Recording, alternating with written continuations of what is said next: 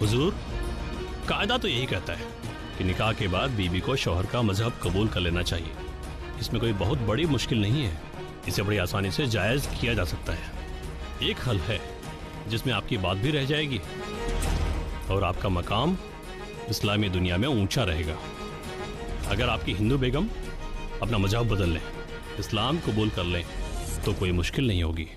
देखिए, इस बात पर कोई शक मत रखिएगा कि हम शाह ईरान की बहुत इज्जत करते हैं। वक्त हर वक्त उन्होंने हमारे बड़े बुजुर्गों की मदद की है, हम शुक्रगुजार हैं उनके। लेकिन हम इस बात को भी नजरअंदाज नहीं कर सकते कि मुगल सल्तनत को हमने खुद कदम पर कायम किया, उसके लिए हमने उनका मुंह तक नहीं देखा। ये तख्त हमने हमारी शमशीर और हमारे दिमाग के जोर पर कायम किया है, और इसीलिए मुगल सल्तनत पर उनके कायदे लागू नहीं होते हैं। लेकिन इस्लाम के कायदों से आप मुकर नहीं सकते हुजूर। इस्लाम गैर मजहब में निकाह के खिलाफ नहीं है, और अगर आप अपनी बीवी को इस्लाम कबूल करवाने में कामयाब रहे तो ये एक सबाब का काम होगा। और अगर हम आपकी बात ना माने तो? अगर ऐसा हुआ तो मुगल सल्तनत के किसी भी शख्स को हज और उम्राह नहीं करने दिया जाएगा।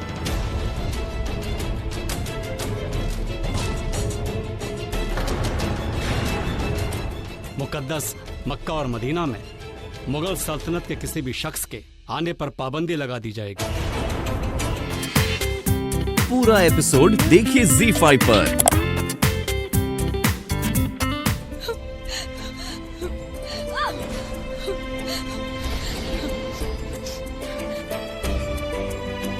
होशियार, होशियार, कहाँ मर गया? होशियार, होशियार,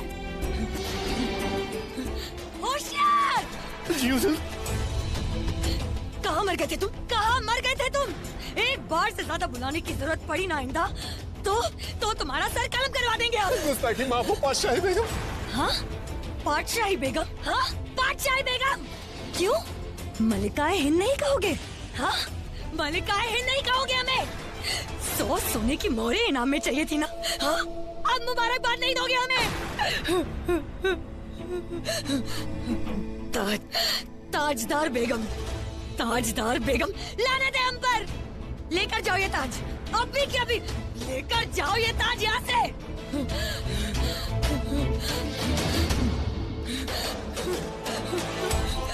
फिर से, एक बार फिर से जोधा बेगम ने बाजी मार ली। क्यों? हमारे साथ ऐसा क्यों होता है?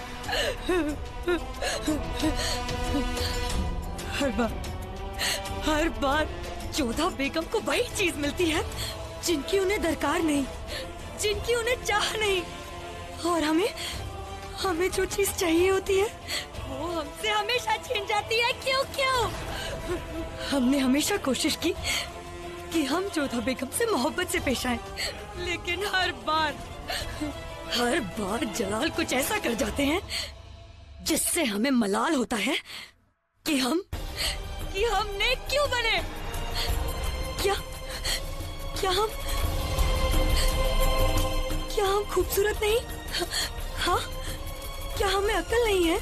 क्या हम जोधा बेगम से बेहतर नहीं है? तो फिर क्यों हर बार जलाल की जुबान पर एक ही नाम होता है, जोधा बेगम का नाम। जलाल की नजरों में सिर्फ वही बसती है। क्यों?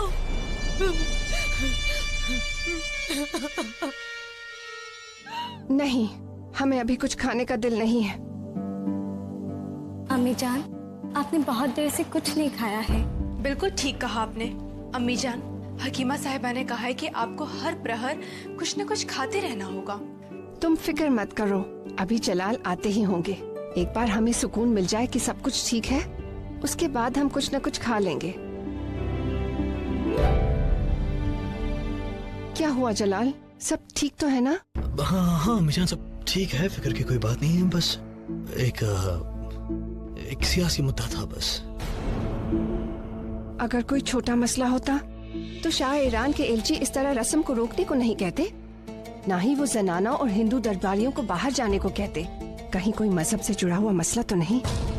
नहीं अम्मी जान, हमने कहा ना बस एक सियासी मुद्दा था, फिक्र वाली कोई बात नहीं है। और उन्होंने रस्म को इसलिए रोक दिया था क्योंकि उनका कहना था कि मुकद्दस वक्त बीत गया था।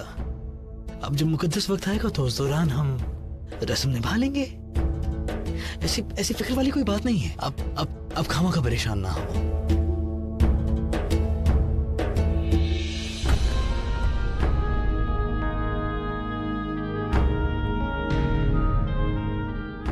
हमें लगता है कि वक्त काफी हो गया, अब सबको आराम कर लेना चाहिए। हम इजाजत चाहते हैं। कोई तो बात है, तभी शहंशाह हमसे नजरें नहीं मिला रहे हैं। परंतु क्या हो सकता है?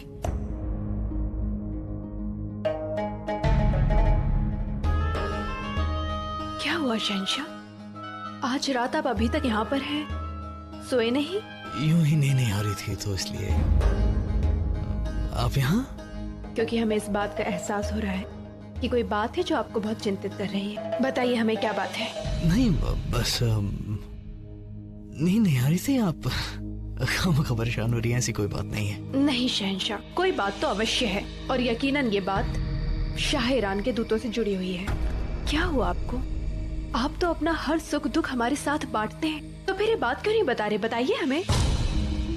वैसे ये बात तो बिल्कुल ठीक कह रही हैं। शाह ईरान के एलची ने जिस तरह वो जश्न रोक दिया, वो बात हमें ठीक नहीं लगी। और फिर हमने हमारी सल्तनत में सबको बराबरी का मकाम दिया है। उनका वो बात कहना हम इंतजार चुप गया। तो उन्होंने अकेले में आपसे क्या बात की? वो तो बस एक सियासी मुद्दा है। उस बात की फिक्र आप न करें, उसे हम निपटा लेंगे। आप चलें, चढ़कर सो जाइए, वरना आपकी नींद खराब करने का इल्जाम हम पर लग जाएगा। आइए, कोई बात नहीं है, आइए।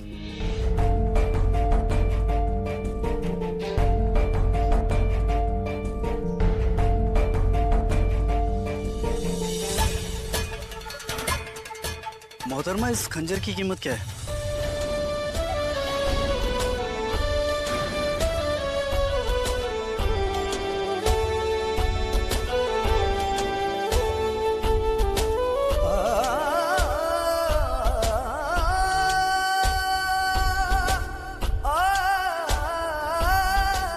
तस्लीम वाली है।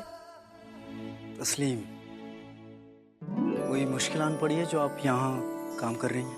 ऐसी कोई बात नहीं है। वो ये दुकान हमारी सहेली की है।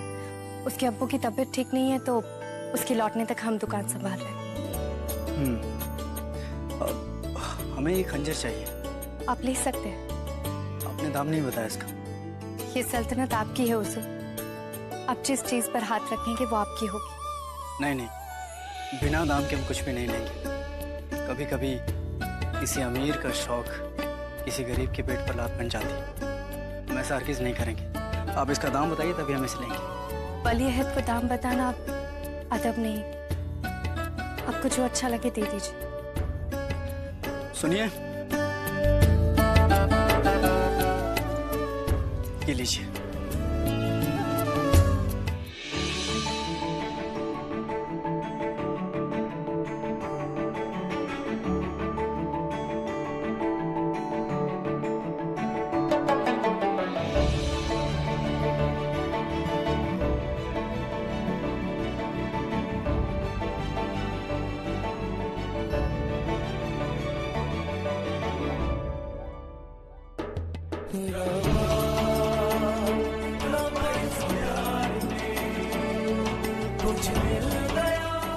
मगर ये तो बहुत ज्यादा है। वलीयत के दिए हुए दाम की कीमत लगाना भी अदब नहीं, और वैसे भी इस खंजर की कीमत हमारे लिए अनमोल है।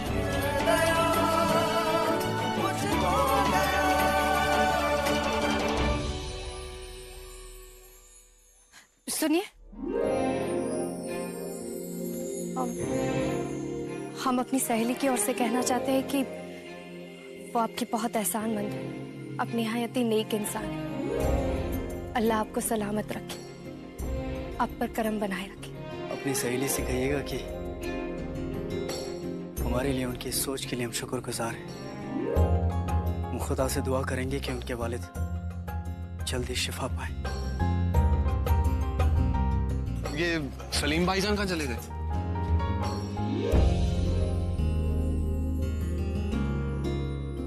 खुदा हाफिज।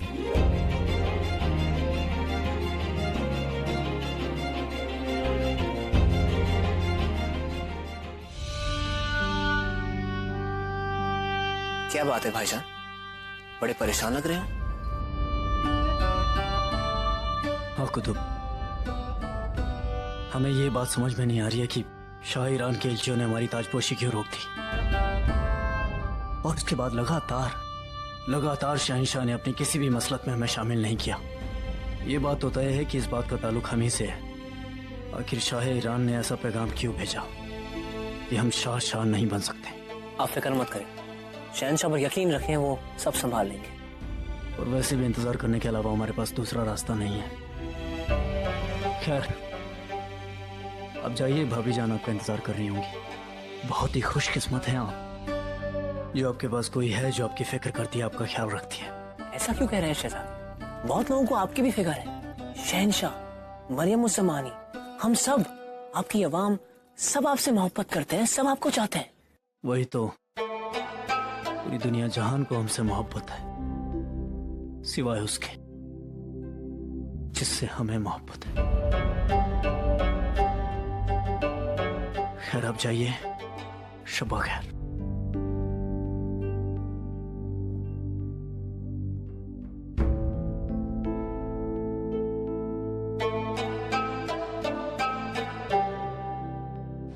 ये शाह ईरान का फैसला है और दुनिया की सारी मुस्लिम सल्तनतें इसे मानती है, इसलिए आपको भी इस फैसले को कबूल करना होगा हुजूर।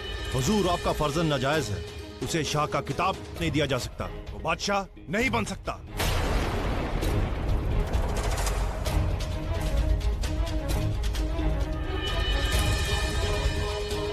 अगर शहजादे सलीम को जायज होने का हक दिलवाना है, अगर उसे बादशाह बनाना है, तो आपकी हिंदू बेगम जोधा को इस्लाम कबूल करना ही होगा।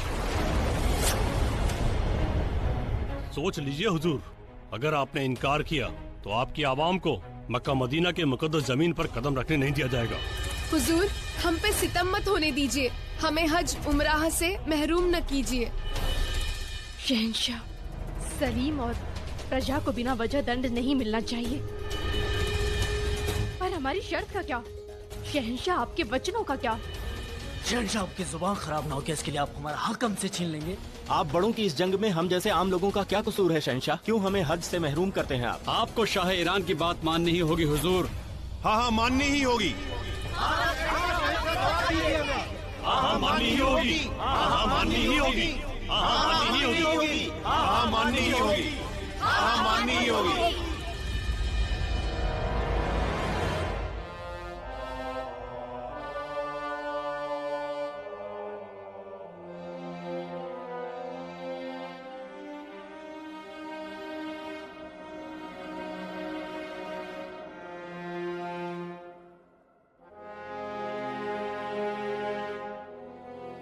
वैसे ही बड़ी कठिनाइयों के पश्चात लोगों के मन में शहंशाह के प्रति फिर से सम्मान जागा है।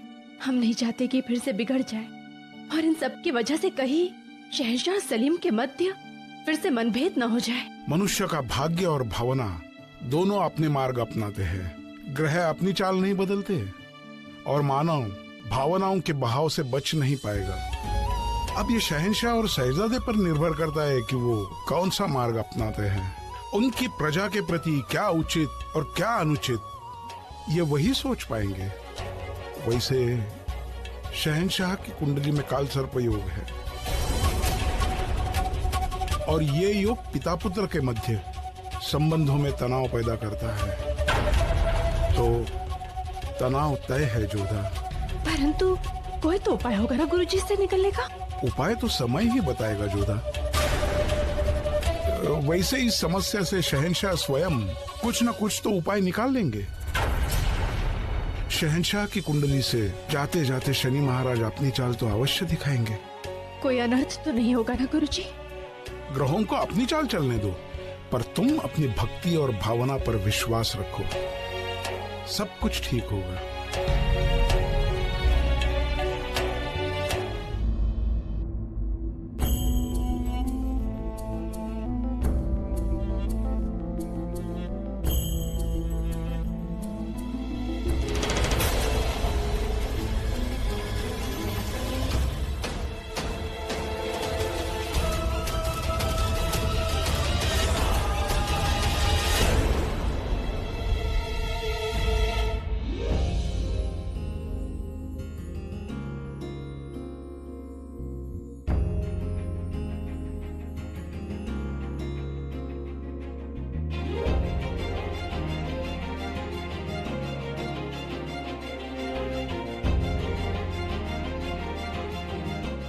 ये क्या हरकत थी वाली है?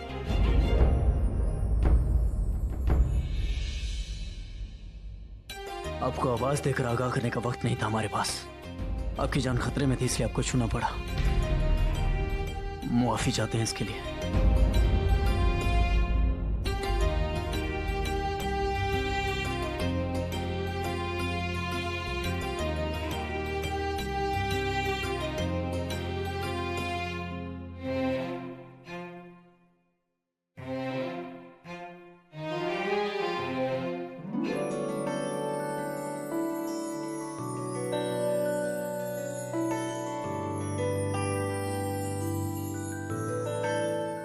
मुआफी तो हमें मांगनी चाहिए। एक और बार आपने हमारी जान बचाई। कैसे ना बचाते आपकी जान? आपकी जान तो हम अपनी जान देकर भी बचा लेते। और आप किस बात की मुआफी मांग रही हैं हमसे? अपनी गलत फहमी की। एक बार नहीं, कई बार हमने आपको गलत समझा। हमें अपने किए पर बेहद अफसोस है।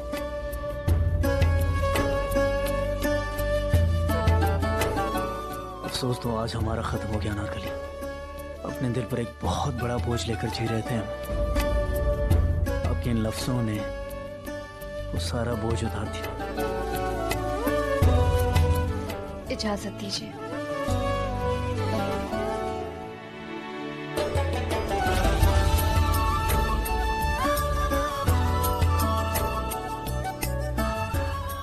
हमें जाने दीजिए शहजादे।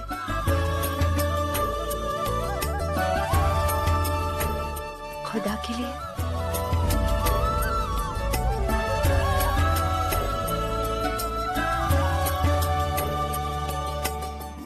अनारकली, कुछ देर हमारे साथ बैठ जाइए।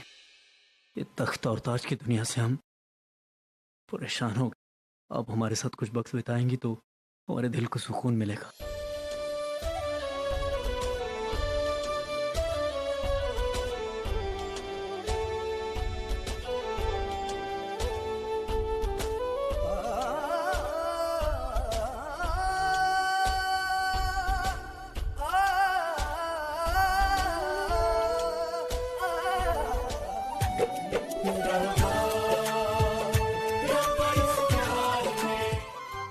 ये सब हमारे ही कर्मों का परिणाम है।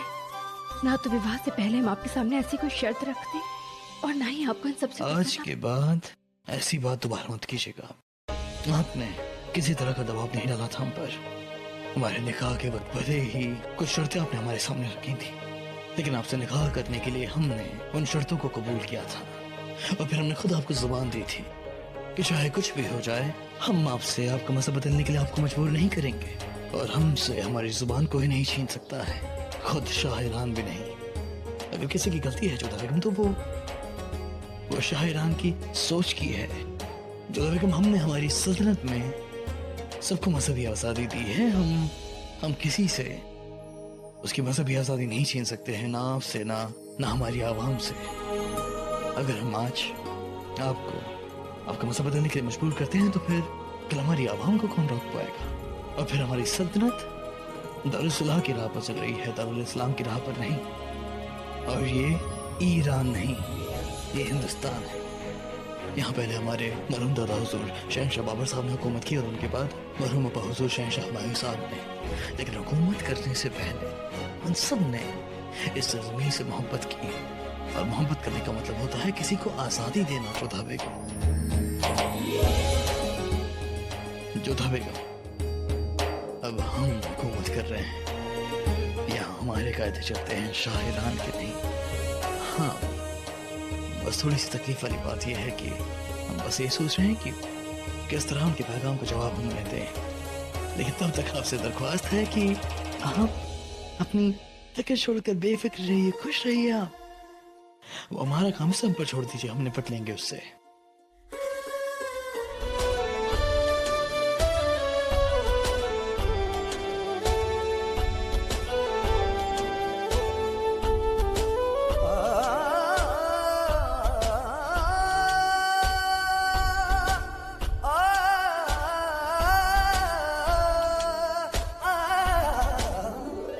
अनारकली, मलिकाए हिंद, सुनने में कितना अच्छा लगता है। सलीम, रुकैया अम्मीजान, आप यहाँ? बताइए कैसे आना हुआ? एक सवाल था जहन में। कहिए। क्या आपने ये जानने की कोशिश की कि आपको शाह का खिताब देने से क्यों रोका गया? कि इस रस्म को रोकने के पीछे शाह ईरान के एलचियों का क्या मकसद था? हम खुद इस बारे में सोच रहे थे कि आखिर ऐसा हुआ क्यों। वो लोग होते कौन है मुगल सल्तनत के कारोबार में दखल देने वाले? फिर हमने सोचा कि शहंशाह खुद उन्हें जाकर ये बात समझा देंगे, इसीलिए हम चुप रहे। और वैसे भी शहंशाह ने कहा है कि इसी पाक दिन पे रस्म पूरी कर दी जाएगी। मेरे बच्चे कितने भोले हैं आप। हकीकत तो ये है कि अब आप शाह कभी नहीं बन पाएंगे। वली अहद शहजादे सलीम तशरीफ ला रहे हैं। आप शेख को बताओ क्या बात है। शहंशाह जानना चाहते हैं कि आपके जहन में क्या चल रहा है।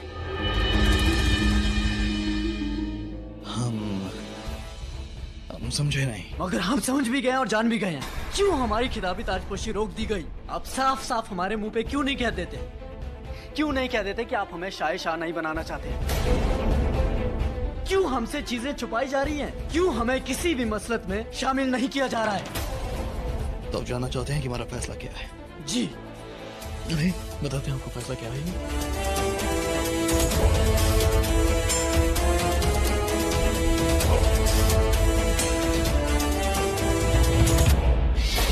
समझे? नहीं समझे होंगे। ये मखमली तक नहीं शेखो, कांटों की सेज है। मेरी मोती से जड़ा ताज जो शहंशाह पहनता है वो उसे नस्तर की चुभन देता है। शहंशाह के हर फैसले पे कई सवाल उठ जाते हैं। उसके हर कदम पर हजारों मुश्किलें उसके सामने होती हैं। शेखू, ये तख्त रिश्तों में दरार डाल देता है, खुद को अपनों से दूर कर देता है। क्या लगता है आपको इस तख्त को हासिल करके आप चैन की जिंदगी जिएंगे? नहीं हमारे बच्चे, इस तख्त पर बैठकर आप अपनी रातों की नींद खो देंगे। आप कहना क्या चाहते हैं? यही हमारे बच्चे की जरा अपने सहन पर जोर डालिए, तब आपको याद आएगा कि वो हम ही थे जो खुद अपने हाथों से आपको शाह का ताज पहनाने जा रहे थे। क्योंकि खुद हम अपने दिल से चाहते हैं कि आप ही कल के होने वाले शहंशाह बने। और हम चाहते हैं कि सिर्फ हम ही नहीं बल्कि पूरी दुनिया आपको मुगल सल्तनत का वारिस माने। लेकिन उसके लिए हम जोधा बेगम को उनका मसला बदलने के लिए मजबूर नहीं करेंगे और ना ही हमारी आवाम को तकलीफ देंगे। आप हमसे एक सवाल करने आए थे ना? अब आज का शहंशाह कल के होने वाले शहंशाह से एक सवाल करेगा कि अगर वो इस तख्त पर बैठे होते तो इस हालत में क्या फैसला होता उनका? अपने सहन पर जोर डालिएगा, आपको आपके हर एक सवाल का जवाब खुद ब खुद मिल जाएगा।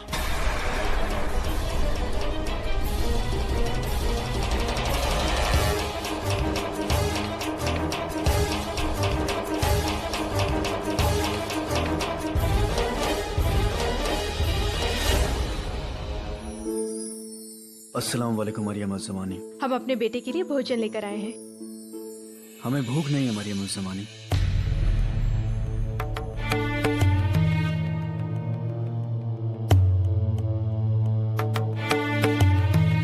क्या हुआ सलीम, भूख क्यों नहीं है आपको? क्या बात है? मरियम ज़मानी आप सब कुछ जानती थी ना? सब पता था ना आपको, फिर भी आपने हमसे छिपाया। क्या छिपाया हमने? यही कि शाह ईरान ये चाहते हैं कि आप अपना मजहब बदलें। अगर आप अपना मजहब नहीं बदलेंगी तो हम अगले होने वाले शहंशाह नहीं बन सकते। यही छिपाया ना आपने हमसे, और इसीलिए हमारी ताजपोशी रोक दी गई। हम आपको ठेस नहीं पहुंचाना चाहते थे, इसलिए जानबूझकर हमने आपको ये बात नहीं बताई।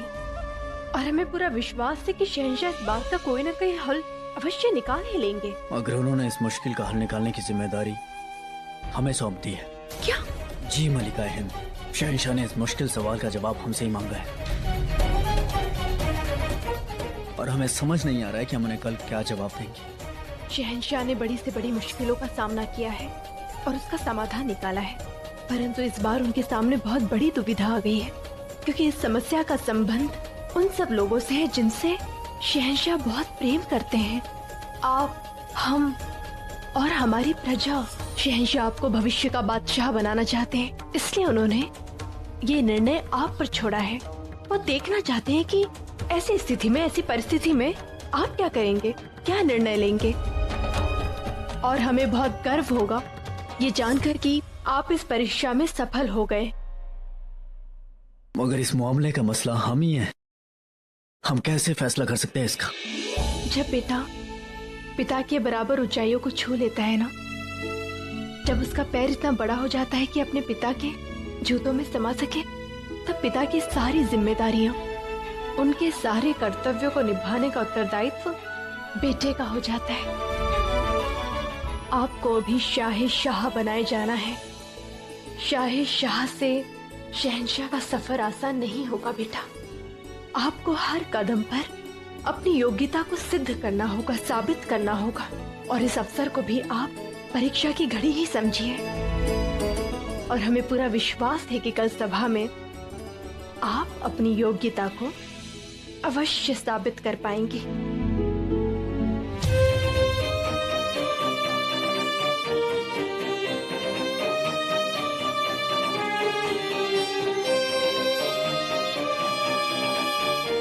अस्सलाम वालेकुम शहंशाह।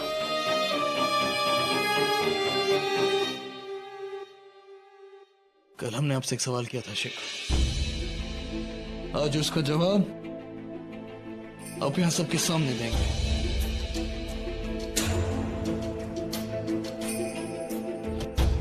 बताएं क्या जवाब है आपका।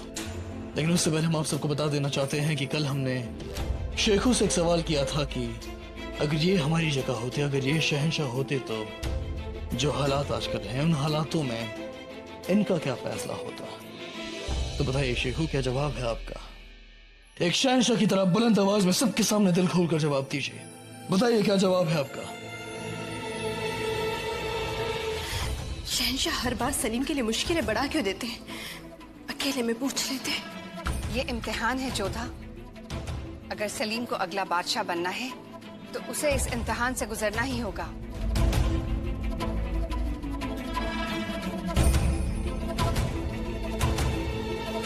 शहंशाह, आपने हमसे सवाल किया था ना कि शाह ईरान के पैगाम की वजह से जो हालात चल रहे हैं, अगर हम बादशाह होते तो क्या फैसला करते?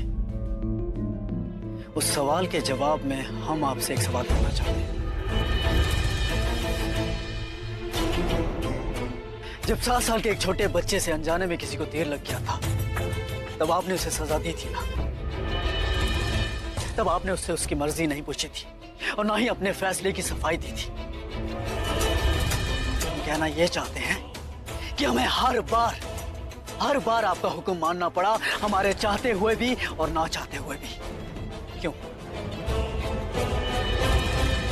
खबरदार शहजादे,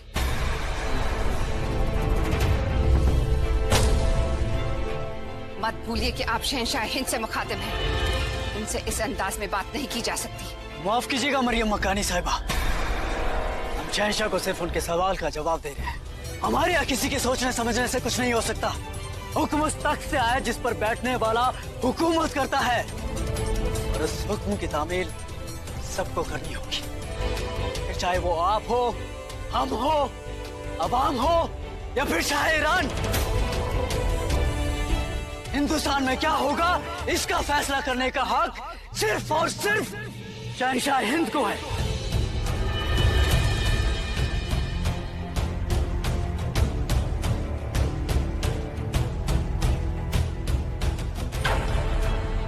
शहंशाह, हम आपसे सिर्फ इतना कहना चाहते हैं कि अगर आपकी जगह हम बादशाह होते, अपनी सल्तनत के कारोबार में हम किसी को दखल नहीं देने देते, चाहे वो फिर शाह ईरान ही क्यों ना हो। शहंशाह, हम मानते हैं कि अगर आपने किसी की ताजपोशी करने का फैसला लिया है तो अपने फैसले पर कायम रहें, ना कि किसी के दबाव में आकर अपना फैसला बदलें। क्योंकि ये सल्तनत, हमारा मुल्क हिंदुस्तान खुद मुख्तार है, और जो कोई भी आपके फैसले की मुखालफत करने की हिमाकत करे, उसका जवाब शमशीरों और तोप के गोलों से दिया जाए।